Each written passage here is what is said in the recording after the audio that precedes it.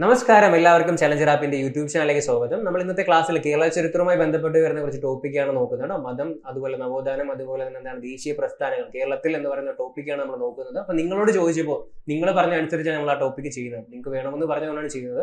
ഇതൊരു 3, 4, 5 വീഡിയോ ആയിട്ട് ചെയ്യാനാണ് ഉദ്ദേശിക്കുന്നത്, അല്ലെങ്കിൽ ഒരു 2, 3 വീഡിയോ ആയിട്ട് ചെയ്യാനാണ് ഉദ്ദേശിക്കുന്നത്. കാര്യം നിങ്ങൾക്കറിയാം, കേരളം ഇതുമായി ബന്ധപ്പെട്ട് വരുമ്പോൾ മതം, നവോത്ഥാനം, ദേശീയ പ്രസ്ഥാനം എന്ന് പറയുന്നത് വളരെ വലിയ ടോപ്പിക്കാണ്.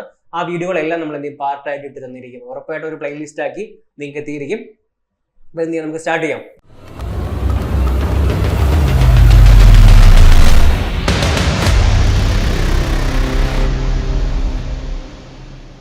ഓക്കെ, നമ്മൾ ആദ്യമായി നോക്കാൻ പോകുന്ന അയ്യങ്കാളിയാണ്. വളരെ ഇമ്പോർട്ടന്റ് ആയിട്ടുള്ള ആളാണ്. നിങ്ങൾക്ക് അറിയാം, PSC ഒരുപാട് തവണ ചോദിച്ചിട്ടുള്ള ആളാണ് അയ്യങ്കാളി എന്ന് പറയുന്നത്. നമ്മൾ പഠിച്ചിരിക്കേണ്ടതാണ്. നവോത്ഥാനവുമായി ബന്ധപ്പെട്ട് വരുമ്പോൾ, റെനൈസൻസുമായി ബന്ധപ്പെട്ട് വരുമ്പോൾ, കേരള ചരിത്രം എടുക്കുന്ന സമയത്ത് നമ്മൾ പഠിച്ചിരിക്കണം.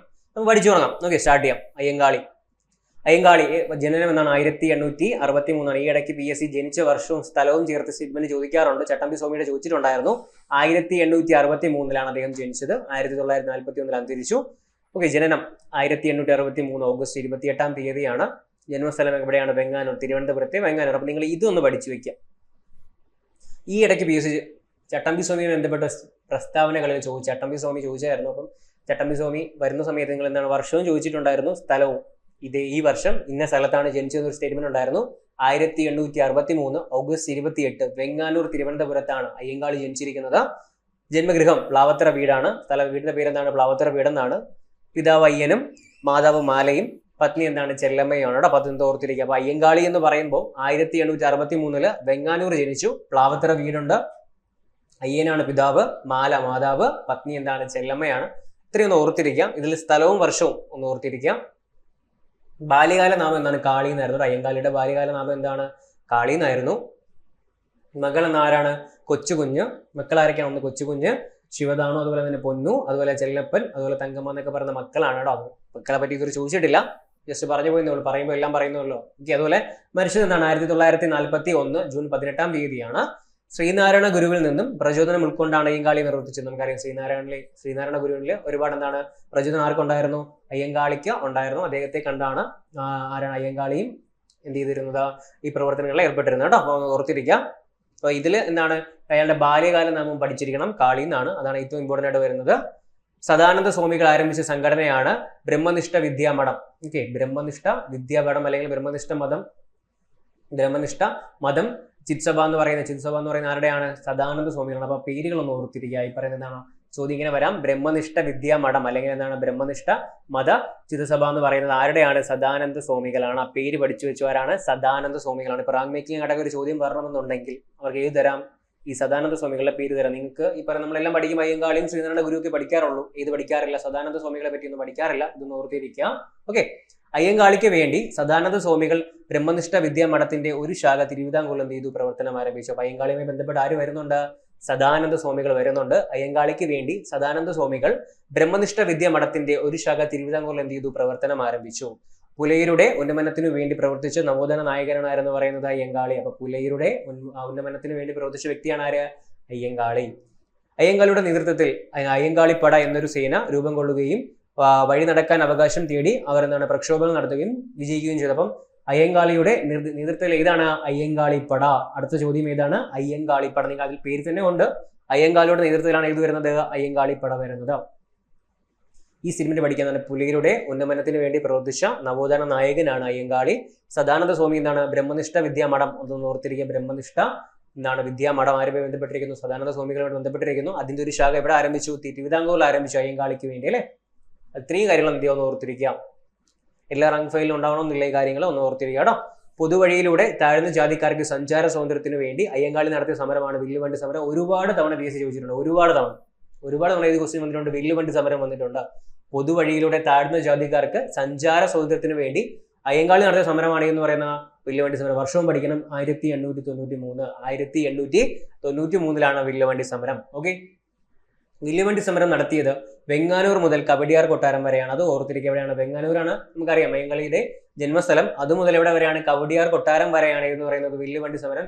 ആ കാലഘട്ടത്തിൽ ആരാണ്? ഈ പറയുന്ന രാജാക്കന്മാരാണ് ഭരിച്ചിരുന്നത്. അതുകൊണ്ട് തന്നെ ഇതുവരെയാണ് കവടിയാർ കൊട്ടാരം വരെ ആയിരുന്നു സമരം എന്ന് പറയുന്നത്.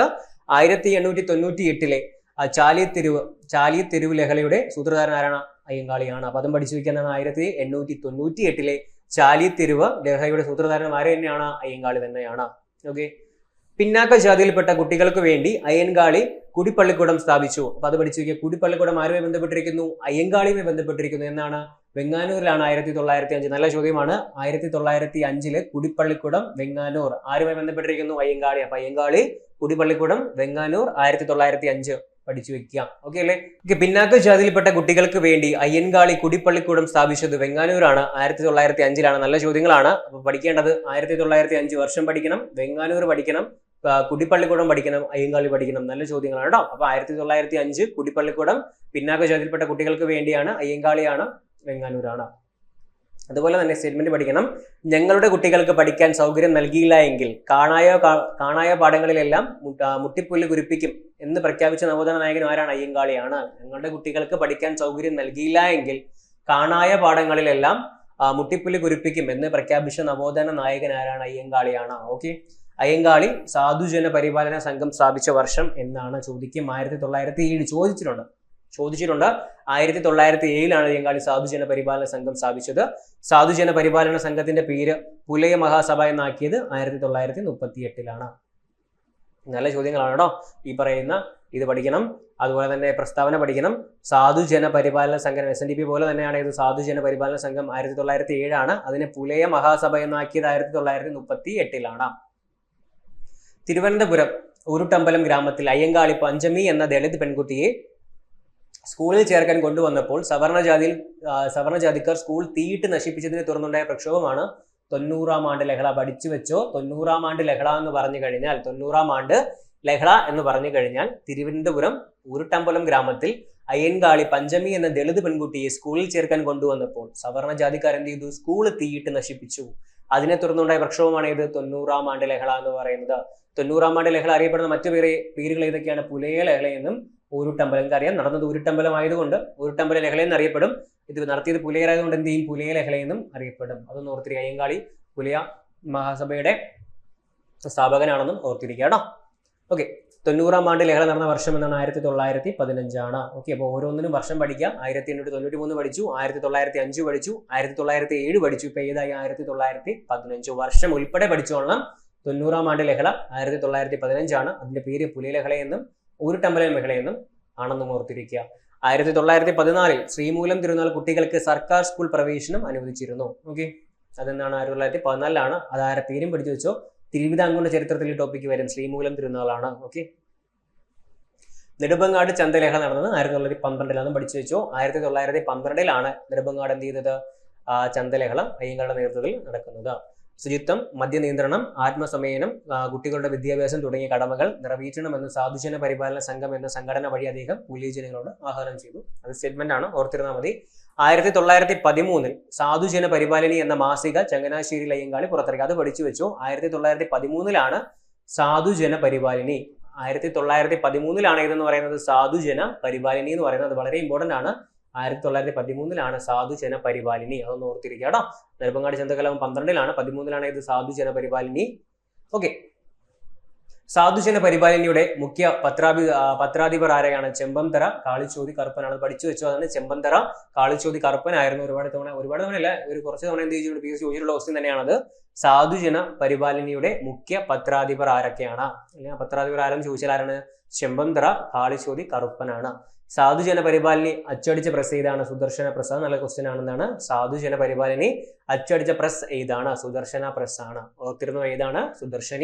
സുദർശന പ്രസ് ആണ്. ഇന്ത്യയിലെ ആദ്യത്തെ ദളിത് പത്രമായി അറിയപ്പെടുന്ന ഇത് തന്നെയാണ്? സാധുജന പരിപാലനിയാണ്. വളരെ ഇമ്പോർട്ടന്റ് ആണ് ഇത്. സാധുജന പരിപാലനി എന്ന് പറയുന്നത് നമ്മൾ പറഞ്ഞാണ്. 1913 അതുപോലെ തന്നെ ഏതാണ് നമ്മുടെ അതിന്റെ പത്രാധിപൻ എന്ന് പറയുന്ന ആരാണ്? ചെമ്പന്തറ കാളിച്ചോതി കറുപ്പനാണ്. അതുപോലെ തന്നെ എന്താണ്? അച്ചടിച്ച പ്രസ് ഏതാണ്? സുദർശന പ്രസ് ആണ്. ഇന്ത്യയിലെ ആദ്യത്തെ ദളിത് പത്രമായി അറിയപ്പെടുന്നത് ഏതാണ്? സാധുജന പരിപാലനിയാണ്. അയ്യങ്കാളി ശ്രീമൂലം പ്രജാസഭയിൽ അംഗമായ വർഷം എന്നാണ്? 1911 ഡിസംബർ 5-ാം തീയതിയാണ്. 1911 ഡിസംബർ 5-ാം തീയതിയാണ് അയ്യങ്കാളി ശ്രീമൂലം പ്രജാസഭയിൽ അംഗമായത് കേട്ടോ. ശ്രീമൂലം പ്രജാസഭയിൽ തുടർച്ചയായി 28 വർഷം അംഗമായിരുന്ന കേരളത്തിലെ സാമൂഹ്യ പരിഷ്കർത്താവ് ആരെന്ന് ചോദിച്ചാൽ അതും അയ്യങ്കാളി തന്നെയാണ്. ഓക്കെ. അയ്യങ്കാളി സമുദായ കോടതി സ്ഥാപിച്ചു. അപ്പൊ അങ്ങനെയും ചോദ്യം വരാം. അയ്യങ്കാളി സമുദായ കോടതി സ്ഥാപിച്ചത് എവിടെ? വെങ്ങാനൂരിലാണ് അയ്യങ്കാളി സമുദായ കോടതി സ്ഥാപിച്ചത്. ഓർത്തിരുന്നത് എവിടെയാണ്? വെങ്ങാനൂരാണ് അയ്യങ്കാളിയുടെ എന്തെന്ന് പറയുന്നത് സമുദായ കോടതി എന്ന് പറയുന്നത്. പിന്നാക്ക ജാതിയിൽപ്പെട്ടവർക്ക് വസ്ത്രങ്ങളും അതുപോലെ തന്നെ ഏതുമാണ് ആഭരണങ്ങളും ധരിക്കുന്നതുമായി ബന്ധപ്പെട്ട കല്ലുമാല സമരം അല്ലെങ്കിൽ കല്ലുമാല പ്രക്ഷോഭത്തിന് നേതൃത്വം കൊടുത്ത കാര്യം തന്നെയാണ് അയ്യങ്കാളിയാണ്. നേരത്തെ പറഞ്ഞ 90-ാം ആണ്ട് ലഹള പോലെ 1915 നടന്ന വേറൊരു കാര്യമാണ് എന്ന് പറയുന്നത് കല്ലുമാല പ്രക്ഷോഭം. കല്ലുമാല സമരം നടന്ന വർഷം 1915 ആണ്. അയ്യങ്കാളിയാണ്, ഓർത്തിരിക്കുക, അയ്യങ്കാളിയാണ്. കല്ലുമാല സമരം നടന്നത് പെരിനാട്, കൊല്ലത്താണ്. നമ്മൾ ഓർത്തിരിക്കുക, നമ്മുടെ നാട്ടിൽ ഏകദേശം നമ്മുടെ കേരളം 19-ാം നൂറ്റാണ്ടിൽ കേരളം കണ്ടിരുന്നത് അത്രയും എന്താണ് ഈ പറഞ്ഞ ജാതി വെറിയെ കൊണ്ടുവരുന്ന നാടാണ്. അവിടെ ഇതുപോലുള്ള നവോത്ഥാന നായകന്മാരുണ്ടായതുകൊണ്ട് തന്നെയാണ് ഇന്ന് ഈ കേരളം ഇത്രയും ഐക്യവും ഇന്നത്തെ കാണുന്ന ഒരു കേരളം ഉണ്ടായത്. ഈ ഇവരെയൊക്കെ എന്ത് ചെയ്യണം? നമ്മൾ പഠിച്ചേ പറ്റൂ. 1915 ഇത് പറയുന്നത് കല്ലുമാല സമരം എന്ന് പറയുന്നത്. കല്ലുമാല സമരം എന്ന് പറയുന്നത് പെരിനാടാണ്. പെരിനാട് ലഹള എന്ന് പറഞ്ഞാലും ഇത് തന്നെയാണ്, കല്ലുമാല സമരം തന്നെയാണ്. ഓക്കെ, അയ്യങ്കാളി സമുദായ കോടതി സ്ഥാപിച്ച് നമ്മൾ പറഞ്ഞായിരുന്നു. ഓക്കെ, അതുപോലെ തന്നെ പെരിനാട് ലഹള എന്നറിയപ്പെടുന്ന സമരം ഇത് തന്നെയാണ്, കല്ലുമാല സമരമാണ്. കല്ലുമാല സമരത്തിന്റെ പ്രാദേശിക നേതാവാരാണ്? ഗോപാൽ ദാസ് ആണ്. ഗോപാൽ ദാസ് ആണ് കല്ലുമാല സമരത്തിന്റെ എന്ത് പ്രാദേശിക ലോക്കൽ ലീഡർ എന്ന് പറയുന്ന പ്രാദേശിക നേതാവാരാണ്? ഗോപാൽ ദാസ് ആണ്. ഓക്കെ, ഇന്ത്യയിലെ ആദ്യത്തെ തൊഴിലാളി നേതാവ് എന്നറിയപ്പെടുന്ന ആര് തന്നെയാണ്? അയ്യങ്കാളി തന്നെയാണ് ഇന്ത്യയിലെ ആദ്യത്തെ തൊഴിലാളി നേതാവെന്ന് അറിയപ്പെടുന്നത്. ആധുനിക ദളിതരുടെ പിതാവ് എന്നറിയപ്പെടുന്നത് ആര് തന്നെയാണ്? ഈ പറയുന്ന അയ്യങ്കാളി തന്നെയാണ്. ഈ സ്റ്റേറ്റ്മെന്റ് ഒക്കെ പഠിച്ചു വെച്ചു. ഇന്ത്യയിലെ ആദ്യത്തെ തൊഴിലാളി നേതാവ് അയ്യങ്കാളിയാണ്. ആധുനിക ദളിതരുടെ പിതാവ് എന്നറിയപ്പെടുന്നത് ആര് തന്നെയാണ്? അയ്യങ്കാളി തന്നെയാണ്. അയ്യങ്കാളിയെ പുലയരുടെ രാജാവ് എന്ന് വിശേഷിപ്പിച്ചത് ആരാണ്? മഹാത്മാഗാന്ധിയാണ്. അയ്യങ്കാളിയെ പുലയരുടെ രാജാവ് എന്ന് വിശേഷിപ്പിച്ചത് ഗാന്ധിജിയാണ്. ഓക്കെ, അയ്യങ്കാളിയെ പുലയരുടെ രാജാവ് എന്ന് വിശേഷിപ്പിച്ച ആരാണ്? ചോദ്യം വന്നിട്ടുണ്ട്. ആരാണ്? ഗാന്ധിജിയാണ് അയ്യങ്കാളിയെ പുലയരുടെ രാജാവ് എന്ന് വിശേഷിപ്പിച്ചത്. ഓക്കെ, ഇന്ത്യയുടെ മഹാനായ പുത്രൻ എന്ന് അയ്യങ്കാളി വിശേഷിപ്പിച്ചത് ഇന്ദിരാഗാന്ധി. സ്റ്റേറ്റ്മെന്റ് ആണ്. ഇന്ത്യയുടെ മഹാനായ പുത്രൻ എന്ന് വിളിച്ചത് ഇന്ദിരാഗാന്ധിയാണ്. എന്താണ്? അയ്യങ്കാളി പുലയരുടെ രാജാവ് എന്ന് വിളിച്ചത് ഗാന്ധിജിയാണെങ്കിൽ ഇന്ത്യയുടെ മഹാനായ പുത്രൻ എന്ന് വിളിച്ചത് ആരാണ്? ഇന്ദിരാഗാന്ധിയാണ്. ഇന്ത്യയിലെ ആദ്യത്തെ കമ്മ്യൂണിസ്റ്റുകാരൻ അയ്യങ്കാളിയാണ് എന്ന് അഭിപ്രായപ്പെട്ടത് ആരാണ്? E.K. നയനാരാണ്. കേരള മുഖ്യമന്ത്രിയായിരുന്ന E.K. നയനാരാണ് ഇന്ത്യയിലെ ആദ്യത്തെ കമ്മ്യൂണിസ്റ്റുകാരൻ എന്ന് അയ്യങ്കാളിയെ വിശേഷിപ്പിച്ചത്. കേരള സ്പാർട്ടക്കസ് എന്നറിയപ്പെടുന്ന ആരാണ്? കേരള സ്പാർട്ടക്കസ് എന്നറിയപ്പെടുന്നത് അയ്യങ്കാളിയാണ്. അപ്പൊ ഇങ്ങനെ ചോദ്യം വരാം. കേരള സ്പാർട്ടക്കസ് എന്നറിയപ്പെടുന്ന നവോത്ഥാന നായകൻ ആരാണ്? അയ്യങ്കാളിയാണ്. അതും പഠിച്ചു വെക്കുക. ഒരുപാട് ചോദ്യങ്ങളാണ് പറഞ്ഞു പോകുന്നത്, പഠിച്ചു വെക്കുക. കേരളത്തിലെ ഏറ്റവും പ്രധാനപ്പെട്ട ദളിത് നേതാവ് എന്ന അയ്യങ്കാളി വിശേഷിപ്പിച്ച ചരിത്രകാരൻ ആരാണ്? P. സനൽ മോഹനാണ്. അതായത് കേരളത്തിലെ ഏറ്റവും പ്രധാനപ്പെട്ട ദളിത് നേതാവ് എന്ന് അയ്യങ്കാളി വിശേഷിപ്പിച്ച ചരിത്രകാരൻ ആരാണ്? ഹിസ്റ്റോറിയൻ ആരാണെന്ന് ചോദിച്ചാൽ ആരാണ്? P. സനൽ മോഹനാണ്. P. സനൽ മോഹൻ. ഓക്കെ, അയ്യങ്കാളിയുടെ പ്രതിമ തിരുവനന്തപുരത്ത് അനാച്ഛാദനം ചെയ്തത് ഇന്ദിരാഗാന്ധിയാണ്. 1980-ലാണ്. അപ്പൊ 1980 കാലഘട്ടത്തിൽ അയ്യങ്കാളിയുടെ പ്രതിമ തിരുവനന്തപുരത്ത് അനാച്ഛാദനം ചെയ്ത ആരാണ്? ഇന്ദിരാഗാന്ധിയാണ്. അയ്യങ്കാളി പ്രതിമയുടെ ശില്പി ആരാണ്? ഇസ്ര ഡേവിഡ് ആണ്. അപ്പൊ അയ്യങ്കാളി പ്രതിമ തിരുവനന്തപുരത്താണെന്ന് അറിയാം. ഓക്കെ, ആ പ്രതിമയുടെ ശില്പി ആരാണ്? ഇസ്ര ഡേവിഡ് ആണ്. ഇസ്ര ഡേവിഡ് ആണ്. ഇന്ത്യൻ തപാൽ വകുപ്പ് അയ്യങ്കാളിയെ അനുസ്മരിച്ച് സ്റ്റാമ്പ് പുറത്തിറക്കിയത് 2002-ലാണ്. 2002 ഓഗസ്റ്റ് 12-ാം തീയതിയാണ് ഇന്ത്യൻ തപാൽ വകുപ്പ് അയ്യങ്കാളിയെ അനുസ്മരിച്ച് സ്റ്റാമ്പ് പുറത്തിറക്കിയത്. അയ്യങ്കാളി സ്മാരകം സ്ഥിതി ചെയ്യുന്നത് എവിടെയാണ്? ചിത്രകൂടം, വെങ്ങാനൂർ. പഠിച്ചു വെച്ച എവിടെയാണ്? അയ്യങ്കാളി സ്മാരകം എവിടെയാണ്? ചിത്രകൂടം എവിടെയാണത്? വെങ്ങാനൂരാണ്. ചിത്രകൂടം വെങ്ങാനൂരിലാണ് അയ്യങ്കാളിയുടെ എന്ത് വരുന്നത്? സ്മാരകം വരുന്നത്. അയ്യങ്കാളി നഗരം തൊഴിലുറപ്പ് പദ്ധതി, അയ്യങ്കാളി നഗര തൊഴിലുറപ്പ് പദ്ധതിയാണ്. അയ്യങ്കാളിയുടെ നഗര തൊഴിലുറപ്പ് പദ്ധതി ആരംഭിച്ച വർഷം 2010-ലാണ്. കേരള പട്ടികജാതി വികസന വകുപ്പിന്റെ ആസ്ഥാനം അയ്യങ്കാളി ഭവൻ തിരുവനന്തപുരമാണ്. വെള്ളയമ്പലമാണ്. പഠിച്ചു വെച്ചോ, വെള്ളയമ്പലമാണ്. ഇത് വരുന്നത് കേരള പട്ടികജാതി വികസന വകുപ്പിന്റെ ആസ്ഥാനം അയ്യങ്കാളി ഭവനാണ്. അതെവിടെയാണ്? തിരുവനന്തപുരത്താണ്, വെള്ളയമ്പലത്താണ്. ഓക്കെ, 2019 കേരള സർക്കാർ അയ്യങ്കാളിയുടെ പേരിൽ നാമകരണം ചെയ്തു തിരുവനന്തപുരത്തെ ഹാളാണ് VGT ഹാൾ. VGT ഹാൾ ഇപ്പൊ എന്താണ് അറിയപ്പെടുന്നു? ആരുടെ പേരാണ് അറിയപ്പെടുന്നത്? അയ്യങ്കാളിയുടെ പേരിലാണ് അറിയപ്പെടുന്നത്. VGT ഹാളിന്റെ പേര് മാറ്റി ഇപ്പൊ എന്താണ്? അയ്യങ്കാളിയുടെ പേരിലാണ് നാമകരണം ചെയ്തിരിക്കുന്നത്. അയ്യങ്കാളിയുടെ ശ്രമഫലമായി തിരുവനന്തപുരത്ത് പിന്നാക്കക്കാർക്ക് വേണ്ടി സ്ഥാപിച്ച ഹോസ്റ്റലിൽ താമസിച്ച് പഠിച്ച മുൻ ഇന്ത്യൻ രാഷ്ട്രപതിയാണ് KR നാരായണൻ. അപ്പൊ അയ്യങ്കാളിയുടെ ശ്രമഫലമായി തിരുവനന്തപുരത്ത് പിന്നാക്കക്കാർക്ക് വേണ്ടി സ്ഥാപിച്ച ഹോസ്റ്റലിൽ താമസിച്ച് പഠിച്ച മുൻ ഇന്ത്യൻ രാഷ്ട്രപതി ആരാണ്? KR നാരായണനാണ്. മലയാളി പ്രസിഡന്റ് ആണല്ലേ. അയ്യങ്കാളി ചീർ ആരംഭിച്ച സർവകലാശാലയാണ് കേന്ദ്ര സർവകലാശാല കാസർഗോഡ്. സെൻട്രൽ യൂണിവേഴ്സിറ്റി ഏതാണ്? കാസർഗോഡാണ് അയ്യങ്കാളി ചീർ ആരംഭിച്ച സർവകലാശാല. ഓക്കെ, ഒരുപാട് ചോദ്യങ്ങളുണ്ട് കേട്ടോ. നമ്മളെല്ലാം കവർ ചെയ്ത് പോവാണ്.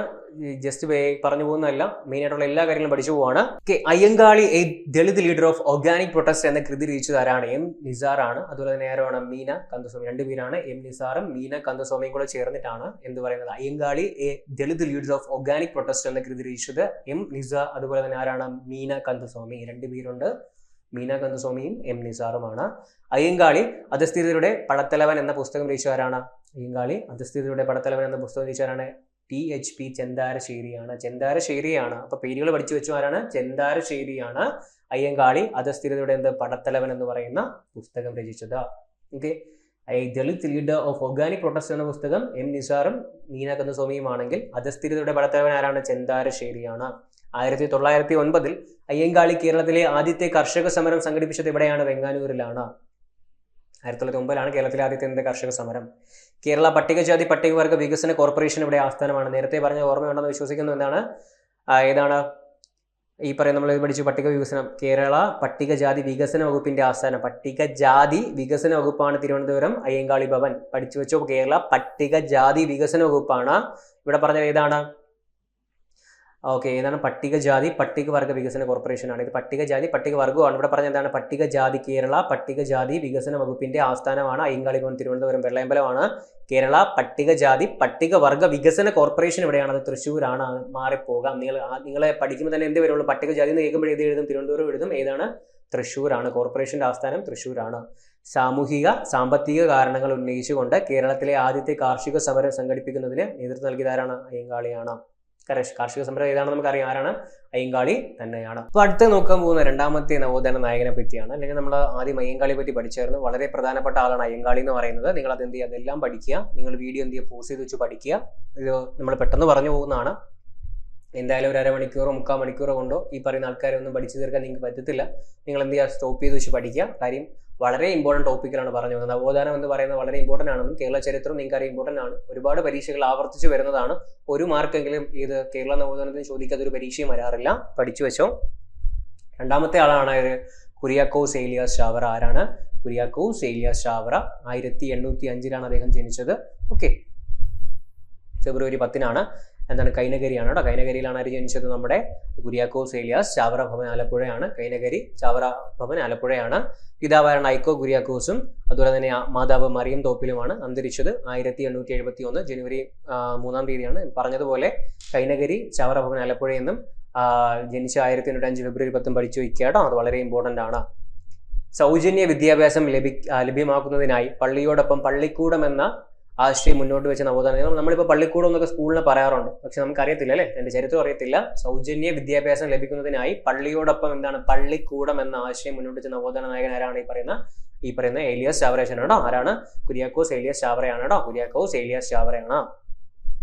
ഓക്കെ, പള്ളിയോട് ചേർന്ന് സ്ഥാപിച്ച സ്കൂളുകൾ അറിയപ്പെടുന്ന പേരാണ് പള്ളിക്കൂടം. ഓരോ പള്ളിയോടൊപ്പവും ഓരോ സ്കൂൾ എന്ന സമ്പ്രദായം കൊണ്ടുവന്നത് ചാവറയച്ചനാണ് കേട്ടോ.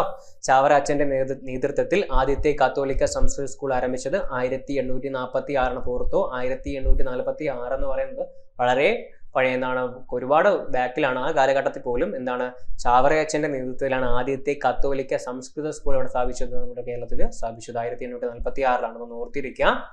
സൗജന്യ വിദ്യാഭ്യാസം ലഭിക്കുന്നതിനായി പള്ളിയോടൊപ്പം പള്ളിക്കൂടം എന്ന ആശയം മുന്നോട്ട് വെച്ച നവോത്ഥാന നായകനാണ് ഇദ്ദേഹം നമ്മൾ പറഞ്ഞതാണ്. അതുപോലെ തന്നെ ചാവറയച്ചന്റെ നേതൃത്വത്തിൽ ആദ്യത്തെ കത്തോലിക്ക സംസ്കൃത നമ്മൾ പറഞ്ഞു. അതെവിടെയാണ്? മാനാനം, കോട്ടയത്താണ്. അപ്പൊ ചാവറയച്ചന്റെ നേതൃത്വത്തിൽ ആദ്യത്തെ കത്തോലിക്ക സംസ്കൃത സ്കൂൾ സ്ഥാപിച്ചത് കോട്ടയം മാനാനമാണ്. ചോദിക്കാം, കോട്ടയത്ത് മാനാനത്താണ് ചാവറയച്ചൻ ആദ്യമായി കത്തോലിക്ക സംസ്കൃത സ്കൂൾ സ്ഥാപിച്ചത്. കൂനമ്മാവിലും എറണാകുളത്തെ കൂനമ്മാവിലും കത്തോലിക്ക സംസ്കൃത സ്കൂൾ സ്ഥാപിക്കുകയുണ്ട്. അപ്പൊ കൂനമ്മാവ് പ്ലസ് എവിടെ സ്ഥാപിച്ചു? മാനാനത്തും. ആര് സ്ഥാപിച്ചു? ചാവറയച്ചൻ എന്ത് സ്ഥാപിച്ചു? സംസ്കൃത സ്കൂൾ സ്ഥാപിച്ചു. കത്തോലിക്ക സംസ്കൃത സ്കൂൾ സ്ഥാപിച്ചു. ഉച്ചഭക്ഷണത്തിനായി വിദ്യാലയങ്ങളിൽ ചാവറയച്ചൻ ആരംഭിച്ച സംരംഭമാണ് പിടിയേരി സമ്പ്രദായം. പിടിയേരി കേട്ടോ. അപ്പം ഈ പറയുന്ന ഒരുപാട് നല്ല കാര്യങ്ങൾ ചെയ്ത ആളാണ് ചാവറയച്ചൻ എന്ന് പറയുന്നത്. പള്ളിക്കൂടങ്ങളിൽ ഉച്ചഭക്ഷണം നൽകുന്നതിനായി പിടിയേരി സമ്പ്രദായം അദ്ദേഹം കൊണ്ടുവന്നു. നമുക്കറിയാം, ഓരോ കുടുംബവും ഓരോ പിടിയരി ഓരോ ദിവസവും മാറ്റിവെക്കുകയും ഞായറാഴ്ച പള്ളിയിൽ വരുമ്പോൾ അത് കൊണ്ടുവരികയും വേണം. ആ അരി ഉപയോഗിച്ചാണ് പള്ളിക്കൂടത്തിൽ കുട്ടികൾക്ക് സൗജന്യ ഉച്ചഭക്ഷണം നൽകിയിരുന്നത്. ഇതുപോലെ നല്ല കാര്യങ്ങൾ ചെയ്ത വ്യക്തിയാണ് ആരെന്ന് പറയുന്നത്? ചാവറയച്ചൻ. അറിഞ്ഞിരിക്കുക. കുര്യാക്കോസ് ഏലിയാസ് ചാവറ കേരളത്തിൽ സ്ഥാപിച്ച പ്രസ്സാണ് സെന്റ് ജോസഫ് പ്രസ്. പഠിച്ചു വയ്ക്കുക. മാനാനത്ത് സ്ഥാപിച്ചതാണ് സെന്റ് ജോസഫ് പ്രസ് എന്ന് പറയുന്നത്. കേരളത്തിലെ മൂന്നാമത്തെയാണ്. നമുക്കറിയാം, കേരളത്തിലെ ആദ്യത്തെ പ്രസ് അല്ല, ഇതാണ് മൂന്നാമത്തെയാണ്. പക്ഷേ സ്ഥാപിച്ചത് ആരാണ്? ഒരു മലയാളിയാണ്. ഓക്കെ, കുര്യാക്കോസ് ഏലിയാസ് ചാവറ കേരളത്തിൽ സ്ഥാപിച്ച പ്രസ്സാണ് സെന്റ് ജോസഫ് പ്രസ്. മാനാനമാണ്. കേരളത്തിലെ മൂന്നാമത്തെ പ്രസ്സാണ് ഇതെന്ന് പറയുന്നത് സെന്റ് ജോസഫ് പ്രസ് എന്ന് പറയുന്നത്. നസ്രാണി ദീപിക ആദ്യമായി അച്ചടിച്ചത് ഏതാണ്? കോട്ടയത്തെ മാനാനത്തെ സെന്റ് ജോസഫ് പ്രസ്സിലാണ് നസ്രാണി ദീപിക എന്ന് പറയുന്നത് അച്ചടിച്ചത്. അത് പഠിച്ചു വയ്ക്കാൻ. നസ്രാണി ദീപിക അച്ചടിച്ച പ്രസ് ഇതാണ്, സെന്റ് ജോസഫ് പ്രസ് ആണ്. സെന്റ് ജോസഫ് പ്രസ് സ്ഥാപിച്ച വർഷം 1846 ചാവറയച്ചൻ എന്ത് സ്ഥാപിച്ചത്? ഈ പറയുന്ന സെന്റ് ജോസഫ് പ്രസ് സ്ഥാപിക്കുകയുണ്ടായത്. സെന്റ് ജോസഫ് പ്രസ്സിൽ നിന്നും അച്ചടിച്ച ആദ്യ പുസ്തകമാണ് ജ്ഞാനപീയൂഷം. നല്ല ചോദ്യം, പഠിച്ചു വെച്ചോ. സെന്റ് ജോസഫ് പ്രസ്സിൽ ഇത് അടിച്ചു നമ്മൾ പറഞ്ഞു. നസ്രാണി ദീപിക അച്ചടിച്ചത് സെന്റ് ജോസഫ് പ്രസ്സിലാണ്. എന്നാലും ദീപിക പത്രം ആദ്യമായി അച്ചടിച്ചതും ഇവിടെ തന്നെയാണ്, സെന്റ് ജോസഫ് ആണെങ്കിലും അതൊക്കെ പഠിച്ചു. ദീപികയും ഏതാണ് നസ്രാണി ദീപികയും ഇതൊക്കെ നമ്മൾ പഠിച്ചതാണ്. പക്ഷേ ഏതാണ് ജ്ഞാനപീയൂഷം, ഇത് ചോദിക്കാം. ഏതാണ് സെന്റ് ജോസഫ് പ്രസ്സിൽ നിന്നും അച്ചടിച്ച ആദ്യ പുസ്തകം ഏതാണ്? ജ്ഞാനപീയൂഷമാണ്. പുസ്തകം ചോദിച്ചാൽ ഏതാണ്? ജ്ഞാനപീയൂഷമാണ്. ദീപിക പത്രം എവിടെയാണ് അച്ചടിച്ചത് നമുക്കറിയാം, സെന്റ് ജോസഫ് പ്രസ്സിലാണ്. 1887 നസ്രാണി ദീപിക എന്ന പത്രത്തിന്റെ സ്ഥാപകൻ ആരാണ്? അപ്പം അവിടെ നമുക്ക് തെറ്റുപറ്റാം. നസ്രാണി ദീപിക ആരുടെ ആലയം ചോദിക്കും. ഈ പ്രസ്സിൽ ഇദ്ദേഹത്തിന്റെ പ്രസ്സിൽ അടിച്ചതാണ്, സെന്റ് ജോസഫ് പ്രസ്സിൽ അച്ചടിച്ചത്. അപ്പം വിചാരിക്കും ആരാണ്? ചാവറ അച്ഛനാണെന്നല്ല. നസ്രാണി ദീപിക അച്ചടിച്ച അതിന്റെ സ്ഥാപകൻ, പത്രത്തിന്റെ സ്ഥാപകൻ ആരാണ്? നിതിരിക്കൽ മാണിക്കത്തനാരാണ്. നിതിരിക്കൽ മാണിക്കത്തനാരാണ് നസ്രാണി ദീപിക എന്ന പത്രത്തിന്റെ സ്ഥാപകൻ. ചാവറയച്ചൻ സ്ഥാപിച്ച സന്യാസി സംഘം ചോദിക്കാറുണ്ട്. ചോദിക്കാൻ നല്ല ചാൻസ് ഉള്ള ക്വസ്റ്റ്യൻ ആണ് ഇതെന്ന് പറയുന്നത്. ചാവറയച്ചൻ സ്ഥാപിച്ച സന്യാസി സംഘം ഏതാണ്? CMI. CMI എന്താണ്? കാർമലൈറ്റ് ഓഫ് മേരി ഇമാക്കുലേറ്റ് ആണോ? CMI എന്ന് വെച്ചാൽ എന്താണ്? C എന്ന് വെച്ചാൽ കാർമലൈറ്റ് ആണ്. കാർമലൈറ്റ് ഓഫ് മേരി ഇമാക്കുലേറ്റ് എന്ന് പറയുന്നത് എന്താണെന്ന് പറയുന്നത് ഈ പറയുന്ന CMI എന്താണ്? Carmelite of Mary Immaculate. ചാവറയച്ചൻ സ്ഥാപിച്ച സന്യാസി സംഘമാണ് CMI എന്ന് പറയുന്നത്. ഓക്കെ. സെന്റ് ജോസഫ് പ്രസ്സിൽ നിന്നും അച്ചടിച്ച ആദ്യ പുസ്തകം ജ്ഞാനപീയൂഷമാണ്. അതെല്ലാം നമ്മൾ പറഞ്ഞതാണ്. ഇന്ത്യയിലെ ആദ്യത്തെ ക്രിസ്തീയ സന്യാസി സഭ CMI ആണെന്ന് നമുക്കറിയാം. അത് നമ്മൾ പഠിച്ചതാണ്. അത് ചാവറയച്ചൻ തന്നെയാണ്. ചാവറയച്ചൻ സ്ഥാപിച്ച ആദ്യത്തെ കന്യാസ്ത്രീ മഠമാണ് എന്ന് പറയുന്നത് CMCയും അദ്ദേഹമാണ്. CMIയും അദ്ദേഹമാണ്. Sisters of the congregation of the mothers of Carmel എന്ന് പറയുന്ന ആരുടെയാണ്? ഈ പറയുന്ന ചാവറയച്ചന്റെയാണ്. CMI സഭയുടെ ആദ്യ സുപ്പീരിയർ ജനറൽ ആരായിരുന്നു? കുര്യാക്കോസ് ഏലിയാസ് ചാവറയായിരുന്നു. ചാവറയച്ചൻ തന്നെയായിരുന്നു എന്ന് പറയുന്ന ആദ്യ സുപ്പീരിയർ ജനറൽ. അപ്പൊ അദ്ദേഹം സ്ഥാപിച്ച CMI പഠിക്കുക, CMC പഠിക്കണം. ആദ്യത്തെ കന്യാസ്ത്രീ മഠം ആയ CMC സ്ഥാപിച്ചത് 1866 അദ്ദേഹം സ്ഥാപിച്ചത്. CMCയും CMIയും വളരെ ഇമ്പോർട്ടന്റ് ആണ്, പഠിച്ചു വെക്കുക. അപ്പം ജോൺ പോൾ രണ്ടാമൻ മാർപ്പാപ്പ ചാവറയച്ചനെ വാഴ്ത്തപ്പെട്ടവനായി പ്രഖ്യാപിച്ച വർഷം എന്നാണ്? 1986 ഫെബ്രുവരി 8 എന്ത് ചെയ്തു? ചാവറയച്ചനെ വാഴ്ത്തപ്പെട്ടവനായി പ്രഖ്യാപിക്കപ്പെട്ടു. Okay, 1986 okay. അതുപോലെ ചാവറയച്ചനെ വിശുദ്ധനായി പ്രഖ്യാപിച്ച മാർപ്പാപ്പ ആരാണ്? ഫ്രാൻസിസ് മാർപ്പാപ്പ. രണ്ടാണ്. വാഴ്ത്തപ്പെട്ടവനാക്കിയതാണ് അല്ലെങ്കിൽ വാഴ്ത്തപ്പെട്ടവനായി പ്രഖ്യാപിച്ചതാണെന്ന് പറയുന്നത് ജോൺ പോൾ രണ്ടാമൻ. അതേപോലെ എന്താണ്? വിശുദ്ധനായി പ്രഖ്യാപിച്ചത് ആരാണ്? ഫ്രാൻസിസ് മാർപ്പാപ്പ. രണ്ടാൾക്കാരാണ്, ഓർത്തിരിക്കണം. അതുപോലെ ചാവറയച്ചനെ വിശുദ്ധനായി പ്രഖ്യാപിച്ച വർഷം 2014 അദ്ദേഹത്തെ വിശുദ്ധനായി പ്രഖ്യാപിച്ചത്. ഓർത്തിരിക്കുക. വിശുദ്ധനായിട്ട് പ്രഖ്യാപിച്ചു. കുര്യാക്കോസ് ഏലിയാസ് ചാവറ ഇന്ത്യൻ തപാൽ സ്റ്റാമ്പിൽ പ്രത്യക്ഷപ്പെട്ടത് 1987. ഓക്കെ. നമ്മുടെ അയ്യങ്കാളി 2002 നമ്മൾ പഠിച്ചത്. മുമ്പ് ആരുടെ വന്നു? ഈ പറയുന്ന കുര്യാക്കോസ് ഏലിയാസ് ചാവറയുടെ സ്റ്റാമ്പ് പുറത്തിറങ്ങി 1987. കുര്യാക്കോസ് ഏലിയാസ് ചാവറ അന്തരിച്ച വർഷം 1871 ജനുവരി 3 കേട്ടോ. 87 സ്റ്റാമ്പ് ഇറങ്ങി. 71 അദ്ദേഹം അന്തരിച്ചത്. ചാവറയച്ചൻ അന്തരിച്ച സ്ഥലം ഏതാണ്? കൊച്ചിയിലെ കൂനമാവിലാണ് അദ്ദേഹം അന്തരിച്ചത്. നമ്മളിത് വീണ്ടും പറഞ്ഞു പോകുന്നില്ല, നിങ്ങൾ എന്ത് സ്റ്റോപ്പ് ചെയ്ത് പഠിച്ചു പോവാ. പെട്ടെന്ന് പറഞ്ഞു പോവാണ് കേട്ടോ. ചാവറയച്ചൻ അന്തരിച്ച സ്ഥലമാണ് കൊച്ചിയിലെ കൂനമാവ് എന്ന് പറയുന്നത്. ചാവറയച്ചന്റെ ഭൗതികാവശിഷ്ടം തിരുശേഷിപ്പ് സൂക്ഷിച്ചിരിക്കുന്ന പള്ളി ഇതാണ്? സെന്റ് ജോസഫ് പള്ളി മാനാനമാണ്. സെന്റ് ജോസഫ് പ്രസ് മാനാനമാണ്. സെന്റ് ജോസഫ് പള്ളി എവിടെയാണ്? മാനാനമാണ്. ചാവറയച്ചന്റെ ഭൗതികാവശിഷ്ടം അല്ലെങ്കിൽ തിരുശേഷിപ്പ് സൂക്ഷിച്ചിരിക്കുന്ന പള്ളിയാണ് എന്ന് പറയുന്നത് സെന്റ് ജോസഫ് പള്ളി മാനാനം. ഓക്കെ. ചാവറയച്ചന്റെ പ്രശസ്ത കൃതികൾ ഏതൊക്കെയാണെന്ന് നോക്കാം. ഏതൊക്കെയാണെന്ന് നോക്കാം, ജസ്റ്റ് പറഞ്ഞു പോവാണ്.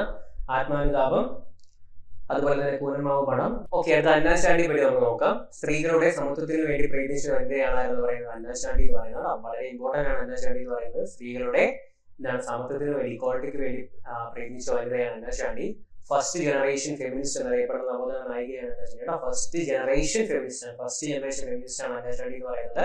അന്നാശാണ്ടി ജനിച്ചത് എന്നാണ് 1905 മെയ് 4 അപ്പൊ ഫ്രാൻസിലൊക്കെ ഫെമിനിസം എന്ന് പറയുന്ന ആശയം വരുന്നത് വിമൻസിന് റൈറ്റ് ഉണ്ടായിരുന്നില്ല. വിമൻസിന് മാത്രമല്ല, പൊളിറ്റിക്കലി ആർക്കും ഉണ്ടായിരുന്നില്ല. കൈവശം ഭൂമി ഇല്ലാത്ത മെന്ന് ആണുങ്ങൾക്കുണ്ടായിരുന്നില്ല, അവകാശമൊന്നും ഉണ്ടായിരുന്നില്ല. പതിയെ അവർക്കും ഉണ്ടായി. പക്ഷേ ഫ്രഞ്ച് റിവല്യൂഷൻ നടക്കുന്ന 1789 1948 വരെ സ്ത്രീകൾക്ക് വോട്ടിനുള്ള ഒരു അവകാശം ഒന്നും ഉണ്ടായിരുന്നില്ല. ഫ്രാൻസിൽ ഉണ്ടായിരുന്നില്ല, അല്ലെങ്കിൽ യൂറോപ്പില് പലയിടത്തും ഒന്നും ഉണ്ടായിരുന്നില്ല, അവകാശം ഉണ്ടായിരുന്നില്ല. അപ്പൊ അവരുടെ ആവശ്യങ്ങൾ അവരുടെ ഇക്വാളിറ്റിക്ക് വേണ്ടി ഒരു പോരാടിയാണ് ഫെമിനിസം എന്ന് പറയുന്ന ആശയം എന്ന് പറയുന്നത് കേട്ടോ. ഈ പറയുന്ന അവകാശങ്ങൾക്ക് വേണ്ടി പോരാടിയാണ്. അപ്പൊ നമ്മുടെ ഫസ്റ്റ് ജനറേഷൻ ഫെമിനിസ്റ്റ് ആയിരുന്നു പറയുന്നത് അന്നാശാണ്ടി എന്ന് പറയുന്നത്. 1905 മെയ് 4 അന്നാശാണ്ടി ജനിച്ചത്. അന്നാശാണ്ടിയുടെ ജന്മസ്ഥലമാണ് തിരുവനന്തപുരത്ത് തന്നെയാണ്. കേരളത്തിൽ നിന്ന് നിയമബിരുദം നേടിയ ആദ്യ വനിത. പഠിച്ചു വെച്ചു. നിയമബിരുദമാണ് ലോയാണ് അത് പഠിച്ചത്. ലോയോട് ബന്ധപ്പെടുന്ന ഡിഗ്രി എടുത്തു. ബിരുദം നേടിയ ആദ്യ വനിതയാണ് അന്നാശാണ്ടി എന്ന് പറയുന്നത് കേട്ടോ. ഇന്ത്യയിലെ ആദ്യത്തെ വനിതാ ജഡ്ജി. പഠിച്ചു വയ്ക്കുക. ഒരുപാട് തവണ ചോദിച്ചാണ്. ഇന്ത്യയിലെ ആദ്യത്തെ വനിതാ ജഡ്ജി 1948 ഇന്ത്യയുടെ ആദ്യത്തെ വനിതാ ജഡ്ജിയായത് അന്നാശാണ്ടിയാണ്. ഇന്ത്യയിലെ ഒരു ജില്ലാ കോടതിയിൽ ജഡ്ജിയായ ആദ്യ വനിതയുമായി തന്നെയാണ് അന്ന ചാണ്ടി. 1948 ഇന്ത്യയിൽ ഹൈക്കോടതി ജഡ്ജിയായ കേരളം ആദ്യ വനിതയുമായി തന്നെയാണ് അന്ന ചാണ്ടിയാണ്. ഇന്ത്യയിൽ തന്നെ ഹൈക്കോടതി ജഡ്ജിയായ ആദ്യ വനിതയുമായി തന്നെയാണ് കേരള ഹൈക്കോടതി ജഡ്ജിയായിട്ടാണ് മാറുക അന്ന ചാണ്ടി 1959. ഇന്ത്യൻ ലോ കമ്മീഷനിൽ ഇന്ത്യൻ നിയമ കമ്മീഷനിൽ അംഗമായ മലയാളി വനിതയും അന്ന ചാണ്ടിയാണ്. അതായത് ഇന്ത്യൻ ലോ കമ്മീഷൻ അല്ലെങ്കിൽ എന്താണ് ഇന്ത്യൻ നിയമ കമ്മീഷൻ, ലോ കമ്മീഷൻ നിയമ കമ്മീഷൻ, ഓക്കെ, അതിൽ അംഗമായ മലയാളി വനിതയാണെന്ന് പറയുന്നത് അന്ന ചാണ്ടി എന്ന് പറയുന്നത്. കോമൺവെൽത്ത് രാഷ്ട്രങ്ങളിൽ മുൻസിഫ് പദവിയിലെത്തിയ മുൻസിഫ് കോടതിയിൽ നിങ്ങൾക്കറിയാം മുൻസിഫ് പദവിയിലെത്തിയ ആദ്യ വനിതയാണെന്ന് പറയുന്നത് അന്ന ചാണ്ടി. കോമൺവെൽത്ത് രാജ്യങ്ങളുടെ എടുത്തുകൾ തന്നെ അതില് മുൻസിഫ് പദവിയിലെത്തിയ ആദ്യ വനിതയാണ് അന്ന ചാണ്ടി എന്ന് പറയുന്നത്. തിരുവിതാംകൂർ വിധാന പരിഷത്ത് അംഗമായിരുന്നതും അന്ന ചാണ്ടിയാണ്. അപ്പോൾ ഒരുപാട് കാര്യങ്ങൾ പഠിക്കാനുണ്ട്. വനിതയാണ്, ഫെമിനിസ്റ്റ് ആണ്, സ്ത്രീകൾക്ക് വേണ്ടി പോരാടിയ വ്യക്തിയാണ്, ലോ പഠിച്ച ബിരുദം നേടിയ ഇന്ത്യയിൽ തന്നെ അല്ലെങ്കിൽ കേരളത്തിൽ നിന്നാണ് ആദ്യമായിട്ട് കേരളത്തിൽ നിയമബിരുദം നേടിയ സ്ത്രീയാണെങ്കിൽ വനിതയാണ്. അതുപോലെ തന്നെ ഇന്ത്യയിലെ ആദ്യത്തെ വനിതാ ജഡ്ജിയാണ്. ഇന്ത്യയിലെ ഒരു ജില്ലാ കോടതിയിലെ ആദ്യ വനിതാ ജഡ്ജിയും ഹൈക്കോടതിയിലെ ആദ്യ വനിതാ ജഡ്ജിയും ഒക്കെ ആര് തന്നെയാണ്? അന്ന ചാണ്ടി തന്നെയാണ്. ലോ കമ്മീഷനിലെ നിയമ കമ്മീഷനിൽ അംഗമായ ആദ്യ വനിത ആരെയാണ്? അന്ന ചാണ്ടി തന്നെയാണ്. ഓർത്തിരിക്കുക, വളരെ പ്രധാനപ്പെട്ട ഒരാളാണ് അന്ന ചാണ്ടി, പഠിച്ചു വെക്കുക. ഓക്കെ, സ്ത്രീകളുടെ അവകാശങ്ങൾക്ക് വേണ്ടി ആരംഭിച്ച തിരുവിതാംകൂറിലെ ആദ്യ മാസികയാണ് ശ്രീമതി എന്ന് പറയുന്നത് കേട്ടോ. നല്ല ചോദ്യമാണ്. സ്ത്രീകളുടെ അവകാശങ്ങൾക്ക് വേണ്ടി ആരംഭിച്ച തിരുവിതാംകൂറിലെ ആദ്യ മാസികയാണ് ശ്രീമതി. മലയാളത്തിൽ പ്രസിദ്ധീകരിച്ച ആദ്യ വനിതാ മാഗസീനാണ് ശ്രീമതി. ശ്രീമതി എന്ന മാസിക ആരംഭിച്ചത് അന്ന ചാണ്ടിയാണ്, ഓർത്തിരിക്കുക. മലയാളത്തിൽ പ്രസിദ്ധീകരിച്ച ആദ്യ വനിതാ മാഗസീൻ ശ്രീമതിയാണ്. അന്ന ചാണ്ടി എഡിറ്ററായി കുറിച്ച മാസികയാണ് ശ്രീമതി. അന്ന ചാണ്ടിയുടെ ആത്മകഥ എന്താണ്? ആത്മകഥ. ഓക്കെ, ആത്മകഥ എന്ത് തന്നെയാണ്? ആത്മകഥയാണ്. ആരുടെ ആത്മകഥയാണ്? ആത്മകഥ എന്ന് ചോദിച്ചു കഴിഞ്ഞാൽ അന്ന ചാണ്ടിയുടെ ആണെന്ന് പറയുന്നത് ആത്മകഥ. അന്ന ചാണ്ടിയുടെ ആത്മകഥയാണ് ആത്മകഥ. ഓക്കെ, അന്ന ചാണ്ടി അന്തരിച്ചതെന്നാണ് 1996 ജൂലൈ 20 അന്ന ചാണ്ടി അന്തരിച്ചത്. ക്യാപ്റ്റൻ ലക്ഷ്മി നമുക്ക് നോക്കാം. ഇന്ത്യൻ സ്വാതന്ത്ര്യ സമരത്തിൽ നേതാജി സുഭാഷ് ചന്ദ്ര ബോസിനൊപ്പം പ്രവർത്തിച്ച മലയാളി വനിതയാണ് ക്യാപ്റ്റൻ ലക്ഷ്മി. INA അംഗമായിരുന്നു. INA ഝാൻസി റാണി റെജിമെന്റിൽ പ്രവർത്തിച്ചിരുന്നതാണ്. ഝാൻസി റാണി റെജിമെന്റിലാണ് ആര് പ്രവർത്തിച്ചിരുന്നത്? ക്യാപ്റ്റൻ ലക്ഷ്മി പ്രവർത്തിച്ചിരുന്നത്. നമ്മുടെ തിരുവനന്തപുരത്ത് മ്യൂസിയത്തിൽ എന്തുകൊണ്ട്? ക്യാപ്റ്റൻ ലക്ഷ്മിയുടെ പാർക്കുണ്ട്. ക്യാപ്റ്റൻ ലക്ഷ്മി പാർക്ക് തിരുവനന്തപുരത്താണ്. രാഷ്ട്രപതി തെരഞ്ഞെടുപ്പിൽ APJ അബ്ദുൽ കലാമിനെതിരെ മത്സരിച്ച മലയാളി വനിതയാണ് ക്യാപ്റ്റൻ ലക്ഷ്മി. ഓർത്തിരിക്കുന്നതാണ്. രാഷ്ട്രപതി തെരഞ്ഞെടുപ്പിൽ APJ അബ്ദുൽ കലാമിനെതിരെ മത്സരിച്ച മലയാളിയാണ് ക്യാപ്റ്റൻ ലക്ഷ്മി എന്ന് പറയുന്നത്. INA അംഗമായിരുന്നു. സുഭാഷ് ചന്ദ്രബോസുമായി സുഭാഷ് ചന്ദ്രബോസ് INA അവർക്ക് സുഭാഷ് ചന്ദ്രബോസ് INA ഏറ്റെടുത്തതിനു ശേഷം അതിൽ റെജിമെന്റിൽ പ്രവർത്തിച്ചിരുന്ന വനിതയാണ് എന്ന് പറഞ്ഞ ക്യാപ്റ്റൻ ലക്ഷ്മി എന്ന് പറയുന്നത്. അതുപോലെ അടുത്ത പ്രധാനപ്പെട്ട ഒരു പേരാണ് AV കുട്ടിമാളു. നമ്മൾ 3 സ്ത്രീകളുടെ പേരാണ് പഠിച്ചു പോകുന്നത്. ഓർത്തിരിക്കുക, വളരെ ഇമ്പോർട്ടന്റ് ആണ്. ഇന്ത്യൻ സ്വാതന്ത്ര്യ സമര സേനാനിയും ഇന്ത്യൻ നാഷണൽ കോൺഗ്രസിന്റെ പ്രധാന പ്രവർത്തകയുമായിരുന്നു ആര്? AV കുട്ടിമാളു അമ്മ. OPA എന്ന പേര് അറിയപ്പെടുന്ന നവോത്ഥാന നായികമാരാണ് AV കുട്ടിമാളു അമ്മ. AV കുട്ടിമാളു അമ്മ ജനിച്ചത് 1905 ഏപ്രിൽ 23 AV കുട്ടിമാളു അമ്മയുടെ ജന്മസ്ഥലം മലബാർ പ്രവിശ്യയിലെ പൊന്നാനി താലൂക്കിലായിരുന്നു. പൊന്നാനി താലൂക്കാണ്, മലബാറിൽ വരുന്നതാണ്. അച്ഛന്റെ പേര് പെരുമ്പിലാവിൽ ഗോവിന്ദമേനോൻ എന്നാണ്. പെരുമ്പിലാവിൽ ഗോവിന്ദമേനോനാണ്. അമ്മയുടെ പേര് എന്താണ്? മാധവി അമ്മ എന്നാണ്. AV കുട്ടിമാളു അമ്മയുടെ വീട്ടുപേര് ആനക്കര വടക്കത്ത് വീടെന്നാണ്. ഓക്കെ, മലബാറിൽ സ്വദേശി പ്രസ്ഥാനം ആരംഭിക്കുന്നതിന് നേതൃത്വം നൽകിയത് ചോദിക്കാം. ഇത് നല്ല ചോദ്യമാണ്. മലബാറില് സ്വദേശി പ്രസ്ഥാനം ആരംഭിക്കുന്നതിന് സ്വദേശി പ്രസ്ഥാനക്കാർ നമുക്കറിയാം 1905 വരുന്നതാണ്. സ്വദേശി പ്രസ്ഥാനം ആരംഭിക്കുന്നതിന് നേതൃത്വം നൽകിയ വനിതയാണ് ആരെന്ന് പറയുന്നത്? AV കുട്ടിമാളു അമ്മ. വിദേശശാലകളുടെ മുൻപിൽ ബഹിഷ്കരണ മുന്നേറ്റം സംഘടിപ്പിച്ച വനിതയാണ്. നമുക്കറിയാം, നമ്മൾ ഈ പറയുന്ന വിദേശ ഡ്രസ്സുകളായാലും അതൊക്കെ നമ്മൾ ബഹിഷ്കരിക്കുന്ന ഏതുകൊണ്ട് സ്വദേശി മൂവ്മെന്റ് ആണ്, അല്ലെ? സ്വദേശി പ്രസ്ഥാനമാണ്. നമ്മുടെ ഇന്ത്യക്കാർക്ക് തന്നെ കൈത്തറിക്കും അതിനൊക്കെ പ്രാധാന്യം കൊടുത്തിട്ട് വിദേശ വസ്ത്രങ്ങൾക്കെല്ലാം നമ്മൾ വിദേശ പ്രൊഡക്ട്സിനൊക്കെ നമ്മൾ എന്ത് ചെയ്തു? ബോയ്ക്കോട്ട് ചെയ്തതുമായിട്ട് ബന്ധപ്പെട്ട് വരുന്നതാണ് സ്വദേശി പ്രസ്ഥാനം. അപ്പൊ അതിന് നേതൃത്വം കൊടുത്തൊരു വ്യക്തിയാണ് ആരെന്ന് പറയുന്നത്? AV കുട്ടിമാളു അമ്മ.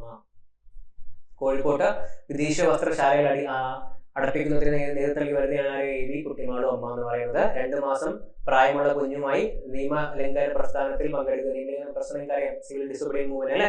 നിയമലംഘന പ്രസ്ഥാനത്തിൽ പങ്കെടുക്കുകയും ജയിൽവാസം അനുഷ്ഠിക്കുകയും ചെയ്ത മലയാളിയാണ് AV കുട്ടിമാളു അമ്മ. വളരെ ഇമ്പോർട്ടന്റ് ആണ്, ഇതൊക്കെ പഠിക്കേണ്ടതാണ്. AV കുട്ടിമാളു അമ്മ മദ്രാസ് അസംബ്ലിയിലേക്ക് തെരഞ്ഞെടുക്കപ്പെട്ട എന്താണ്? 1936 ക്വിറ്റ് ഇന്ത്യ സമരത്തിൽ പങ്കെടുക്കുകയും 2 വർഷം അമരാവതിയിലെ പ്രസിഡൻസി ജയിൽവാസം അനുഭവിക്കുകയും ചെയ്ത വനിതയാണ് AV കുട്ടിമാളു അമ്മ. നമ്മൾ കേട്ടിട്ട് പോലും ഉണ്ടായിരിക്കത്തില്ല, നമ്മളിതൊന്നും അറിയാൻ ശ്രമിച്ചിട്ടില്ല. നിങ്ങൾ പഠിക്കേണ്ട കാര്യങ്ങളാണ്. PSC മാത്രമായിട്ടല്ല, നമ്മൾ ചരിത്രം അറിഞ്ഞിരിക്കണം. AV കുട്ടിമാളു അമ്മയും അന്ന ചാണ്ടിയെയും അതുപോലെ തന്നെ ആരെയും ക്യാപ്റ്റൻ ലക്ഷ്മിയും നിങ്ങൾ അറിഞ്ഞിരിക്കണം. അയ്യങ്കാളി നമ്മൾ പഠിച്ചു. അതുപോലെ തന്നെ ചാവറ അച്ഛനെ നമ്മൾ ഇന്നത്തെ ക്ലാസ്സിൽ പഠിച്ചു. ഇത്രയും പേര് നിങ്ങൾ എന്ത് ചെയ്യുക? അറിഞ്ഞിരിക്കുക. 5 പേരെയാണ് നമ്മൾ പറഞ്ഞത്. 5 പേരും വളരെ ഇമ്പോർട്ടന്റ് ആണോ? കേരള പ്രദേശ് കോൺഗ്രസ് കമ്മിറ്റിയുടെ പ്രസിഡന്റ് ആയ വർഷം 1944. കേരള പ്രദേശ് കോൺഗ്രസിന്റെ എന്താണ് കമ്മിറ്റിയുടെ പ്രസിഡന്റുമാരായി കുട്ടിമാളോമ ആയിരുന്നു. AV കുട്ടിമാളോമ 2ാം തവണ മദ്രാസ് അസംബ്ലി 36-ലും 46-ലും നേരത്തെ പറഞ്ഞായിരുന്നു 36 തെരഞ്ഞെടുക്കപ്പെട്ടു, 46 വീണ്ടും തെരഞ്ഞെടുക്കപ്പെട്ടു. മാതൃഭൂമി പബ്ലിക്കേഷൻസ് ഡയറക്ടറായും മലബാർ ഹിന്ദി പ്രചാര സഭയുടെ പ്രസിഡന്റായും സേവനമനുഷ്ഠിച്ച വനിതയാണ് AV കുട്ടിമാളോമ. AV കുട്ടിമാളോമ അന്തരിച്ച വർഷം 1985 ആണ്. 1985 നമ്മൾ 5 പേരെ പറ്റി പഠിച്ചോ. വളരെ ഇമ്പോർട്ടന്റ് ആയിട്ടുള്ള 5 പേരാണ്. സ്പീഡിലാണ് പറഞ്ഞു പോയത്. എത്രയും പെട്ടെന്ന് പറഞ്ഞു തീർക്കാൻ പറ്റും അത്രയും പെട്ടെന്ന് പറഞ്ഞു തീർത്ത കാര്യം ഒരു വലിയ സിലബസ് ആണ്. ഈ ടോപ്പിക്കിൽ ഇതുമായി ബന്ധപ്പെട്ട പാർട്ട് സീരീസ് നിങ്ങൾക്ക് തരുന്നതായിരിക്കും. നിങ്ങൾ ആവശ്യപ്പെട്ട ഒരു ടോപ്പിക്കാണ് എന്ന് പറയുന്നത്. അപ്പൊ ഏകദേശം ഒരു 5 പേര് നമ്മൾ പഠിച്ചു പോയി. വളരെ ഇമ്പോർട്ടന്റ് ആണ്. 5 പേര് എന്ത് ചെയ്യുക, ഇന്ന് തന്നെ പഠിച്ചു തീർക്കുക. വീഡിയോ പോസ് ചെയ്യുക, പഠിക്കുക. മറന്നു പോകുമ്പോൾ വീണ്ടും എന്ത് ചെയ്യുക, വീണ്ടും പഠിക്കുക. നിങ്ങളുടെ ലക്ഷ്യം നേടിയെടുക്കാൻ നിങ്ങൾക്ക് എന്ത് ചെയ്ത് പറ്റൂ, സിലബസ് മൊത്തം കവർ ചെയ്തേ പറ്റൂ. അതുപോലെ റിവിഷനും വളരെ ഇമ്പോർട്ടന്റ് ആണ്. നമുക്ക് എന്ത് ചെയ്യാം, ഓരോ ക്ലാസ്സിലായിട്ട് എന്ത് ചെയ്യാം, നിങ്ങളുടെ ആവശ്യപ്പെടുന്ന ടോപ്പിക്കുകൾ നമ്മൾ കവർ ചെയ്ത് തരുന്നതാണ്. നിങ്ങൾ ഏത് ടോപ്പിക്കാണ് വേണ്ടതെന്നുള്ള എന്ത് ചെയ്യുക, ഇതിന്റെ താഴെ കമന്റ് ചെയ്യുക, ചാനൽ സബ്സ്ക്രൈബ് ചെയ്യുക. അതുപോലെ എന്ത് ചെയ്യാം, വീഡിയോകൾ നിങ്ങളുടെ എത്താൻ വേണ്ടി എന്ത് ചെയ്യാം, ബെൽ ഐക്കൺ എനേബിൾ ചെയ്യുക. അപ്പോൾ താങ്ക് യു. അടുത്ത ക്ലാസ്സിൽ കാണാം.